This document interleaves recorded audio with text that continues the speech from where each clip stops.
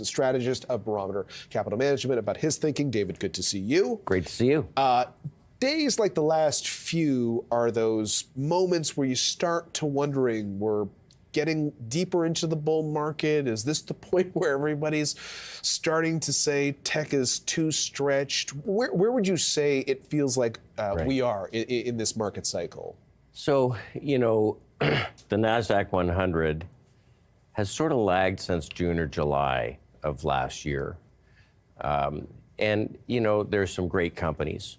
There's 7 stocks that everybody owns, and they've been lagging sort of since December.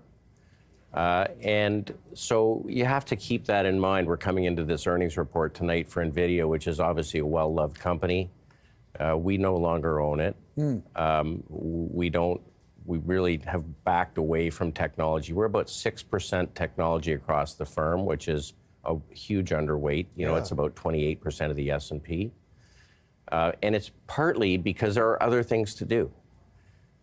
There's other parts of the markets, financials behaving really well, some global stocks performing really well. And so I don't love the fact that the technical setup is weak coming into these earnings tonight. Hopefully, they'll blow the doors off the earnings and really wow everybody with an outperformance. But the technical setup suggests that maybe it's a little more risky than it has been over the last while. I do want to stretch beyond tech, but I have to say, anytime I start listening to some podcast on how AI is going to change the world or this and that, I sort of have this pause moment where I'm like, well, I get it that the valuations look a little bit rich, but if this is going to be so transformational, how far removed do I want to be from game-changing technology? Yeah, no, I understand. And it's a very tricky one, right? Because we all see the opportunity longer term. The question is, where will the money be made next? And it may not be in the build-out. It may be in the application of AI technologies, in software companies and other areas. So we have to watch all that. I'm just saying that it's not the only place to be. Okay. Now, when I look at the TSX over the last 6 months, tech has been the strongest performer over that period. But as a lot of our audience knows, it's not the most influential group for the Canadian market. And you mentioned financials performing relatively well. They've had better performance over that stretch than the composite itself. Materials, obviously, we've talked a lot about gold, and we'll talk a little bit more about that later. Yeah. But when you look beyond tech, what do you see? So when I look beyond tech, we always look for a sector backdrop that's supportive of the stocks that we wind up owning.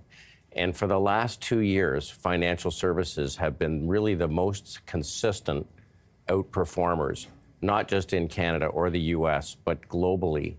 And that's after, close to 15 years of no performance following 2007. So they benefit in a world where inflation is a little more sticky.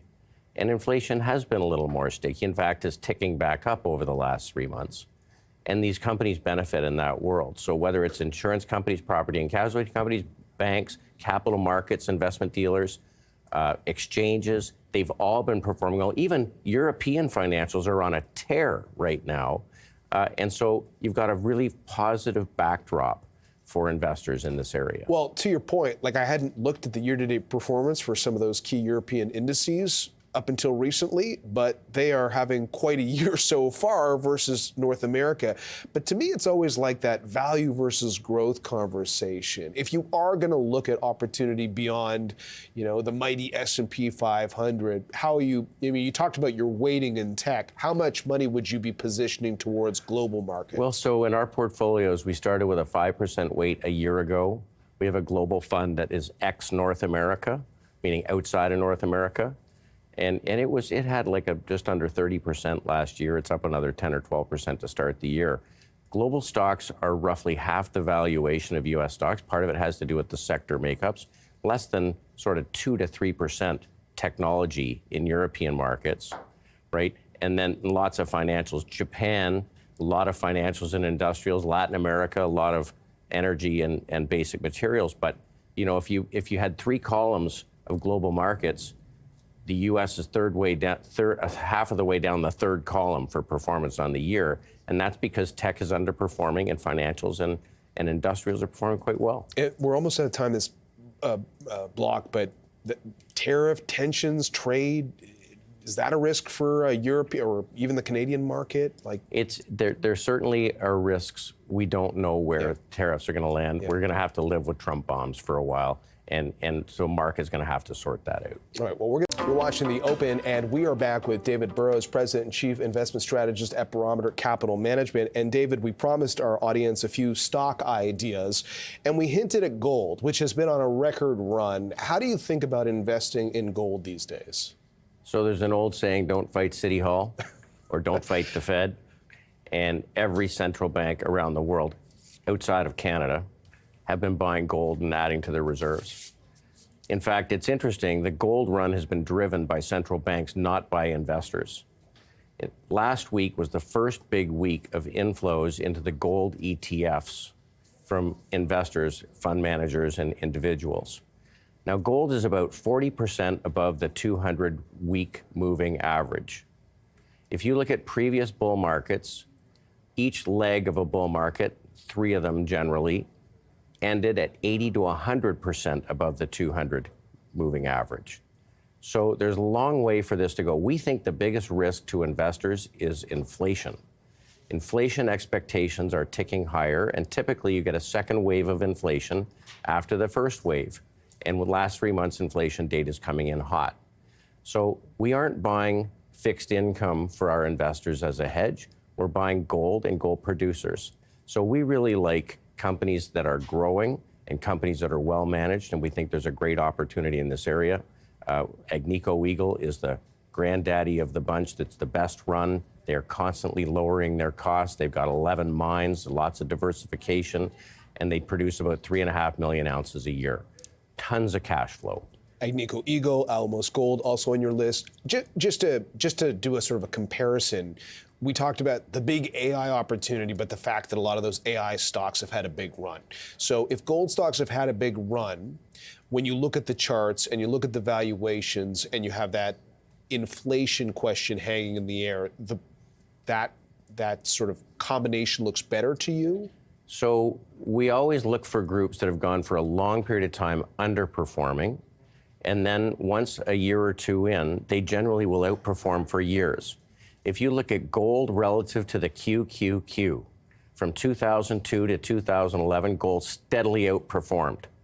From 2011 to 2022, QQQ steadily outperformed, and gold had no return. So this is an under-owned asset. It's only a couple of years in. We think that this could go on for a decade. Okay, that's interesting insight. Warren Buffett's always full of insight, and we just got an update on how the business is doing and all the cash he's holding. Your last pick today has a sort of a Buffett connection. It is. We like the property and casualty insurance market. This is where we've seen some disasters over the last couple of years that are causing premium prices to be hard. In other words, they're able to raise price. Property and casualty companies are a big investment portfolio. If we like capital markets longer term, then capital markets returns should generate returns for these investment portfolios. Fairfax Financial is growing more quickly than Berkshire.